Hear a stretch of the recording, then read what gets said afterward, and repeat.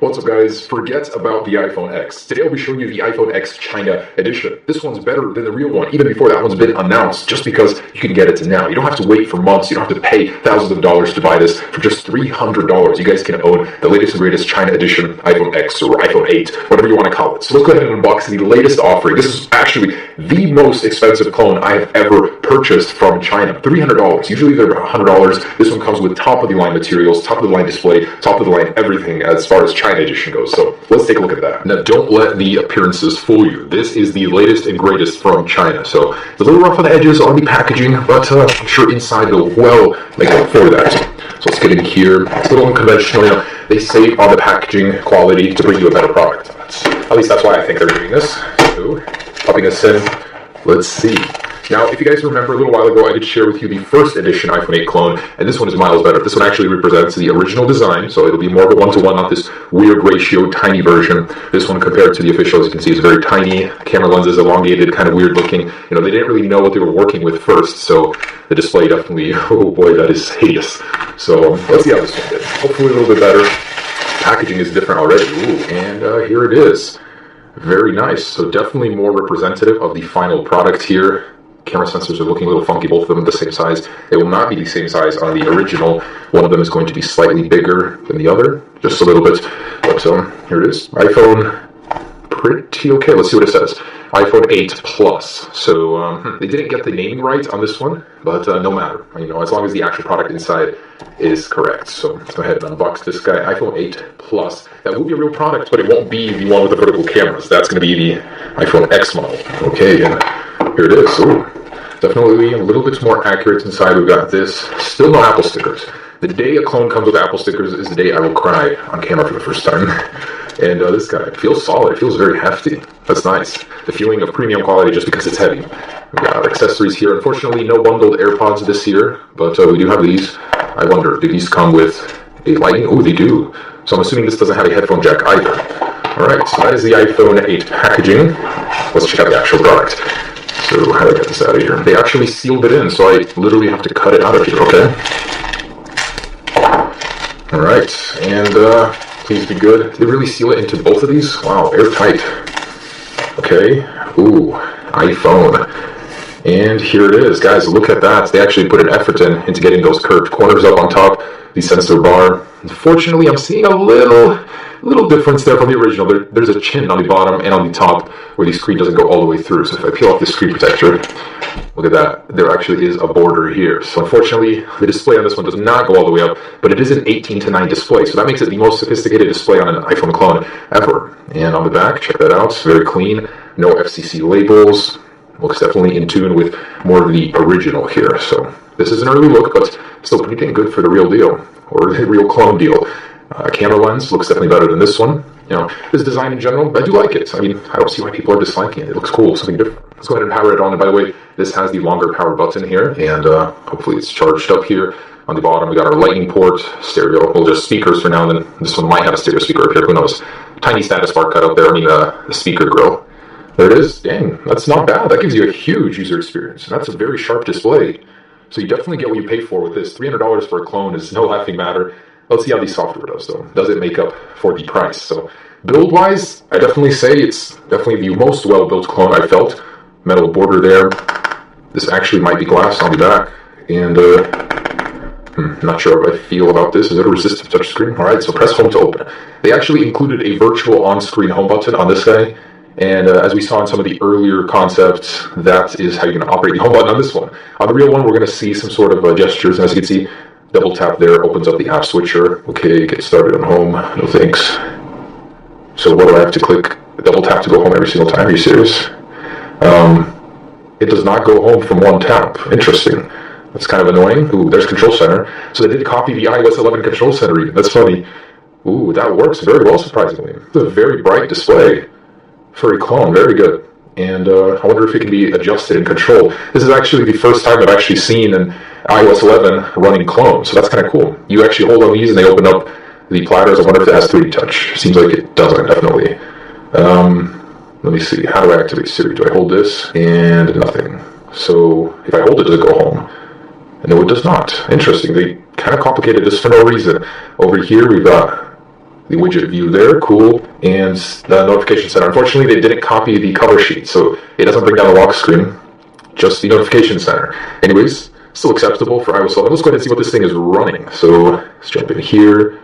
Definitely doesn't have the new icons from later betas of iOS 11, but iOS 11.0.1, cool. So this was a firmware that was rumored the iPhone 8 is going to come with it. Looks like it does. But we've got 128 gigabytes here, and this I believe is real 128 gigabytes for the price tag. Man, oh, that's annoying. No home with a single button. Even the App Store icon is not changed. The Maps is the old one. It's not the real deal, unfortunately, but it does look very good. I like how they blended the corners. Looks very sharp. So the display is pretty clean on this guy. The OS is there. Let's see what each one looks like. So that's the camera, music player here. Wow, they really went above and beyond to copy all of those. That's cool. Let's see if they got the new App Store or if that's just a Play Store. Oh, wow. That's cool. That's the first time I've ever even saw a cloned App Store. Let me connect it to Wi-Fi and see if it actually works. Oh, hold on, started working. Okay, cool. That is actually amazing. The amount of effort these guys put to trick you into thinking that's a real App Store is amazing. So they have some sort of custom App Store on here with the very same look, and at least the features works. Categories, yeah, so this thing actually works. Not going to find all the apps you want in here, but that is pretty neat. You got the animations even, so the animation is very similar to the ones currently in iOS 11. Let's see the lock screen. Press home to open. Oh, whoa. What? So you can actually slide it to the camera and it unlocks the device? Oh, no, it doesn't. Just a weird glitch. Alright, that's kind of interesting. It's just funny for me to go through this and see how they program this thing compared to the real deal. And look, here's the real App Store. So if you want the Play Store, not the BS one over here, you're going to find that in the extras. So what else? What else can I show you guys? I got Safari, definitely cloned that one. The phone application. Let's see if they got a dark mode in here. Did these guys put a dark mode in before Apple even? Unfortunately, none of that. And the automatic backlight setting is still in here. They didn't move it. Let's see what kind of wallpapers they got in here. If they got the same. Yeah, they actually got the same. So none added, none removed either. That's funny, they even copied the iOS 11 calculator look. So that attention to detail certainly is there. Unfortunately, I wasn't able to get Siri working, which I'm sure they don't even have. It'll probably be a Google Now overlay. Let's go ahead and see how fast this thing is and what it's actually running. They do actually have a fake 3D touch. So you hold and long press on an icon. I'm guessing if you keep pressing it, you can wiggle it. Or no, I guess not. You can't wiggle that one. But you can wiggle others that don't have that menu. And it's pretty responsive. Sorry, I keep getting distracted here, but this is hilarious. They actually want you to believe that Touch ID is working on this virtual home screen button. So it's scanning it, adjusting my grip. And what a dream this would be if this was real, but that'd be so funny. A clone comes to market with an under-the-screen embedded fingerprint sensor before Apple. And let's go ahead and see if this works. And I tried to see if there was any iris sort of facial unlock system. Unfortunately, there isn't. And did it work? Why are you not scanning my fingerprints? I guess not. It's all a fake. It does not actually let you. And unlike Apple, it lets you take off the fingerprint without putting your passcode in even. Alright. Got Android 6.0, even the Galaxy Note 8 clone I saw a little while ago had something newer. Ooh, 1.3 gigahertz. Hey, at least they're honest. And 962 megabytes, so 1 gig of RAM. Let's run that benchmark. Don't have high hopes for this one, though. And I'm sorry, guys. I tried twice. Halfway through the benchmark being completed, it just crashes. And I have to restart, and nothing happens. That should tell you enough you need to know about the performance of this guy. If you're buying it, definitely don't do it for the performance aspect. So let's go ahead and take a look at that camera. I'm hoping that this will be a next-generation experience with a vertical camera. All right, just kidding, guys. On the real one, yes, this one, I bet this one is a fake on the bottom. It looks like a dud. But we'll open it up and take a look in just a second. All right, so I'm starting from a dark to light environment, and wow, look at that motion blur. This is just walking down. If I stand still, it's still hard for it not to happen. Hard to believe that Apple changed these cameras all, you know. I would expect a little bit more from a vertical lens camera. Should be doing a little bit better. Let's do some panning here, up, down to light.